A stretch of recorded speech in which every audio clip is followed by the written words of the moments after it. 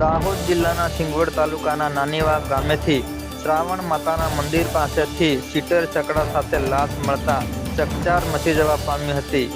મળતી માહિતી મુજબ પાડલિયા ગામના રાહુલભાઈ રમેશભાઈ નીનામા ભીલપાનિયા ગામે તારીખ 15/3/2025 શનિવારના રોજ લગ્ન કાર્યક્રમમાં ગયા હતા. ત્યારે તારીખ 16/3/2025ના શનિવારના રોજ સવારના અરસામાં નાનીવાવ ગામે શ્રાવણ માતાના મંદિર પાસે વાહન સીટર છકડા સાથે રાહુલભાઈ રમેશભાઈ નીનામાની લાશ મળી આવતા આજુબાજુના લોકટોળા વળ્યા હતા અને આ ઘટનાની જાણ મૃતકના પરિવારને થતાં પરિવાર પર આપ તૂટી પડ્યું હતું અને ઘટના સ્થળે દોડી ગયું હતું.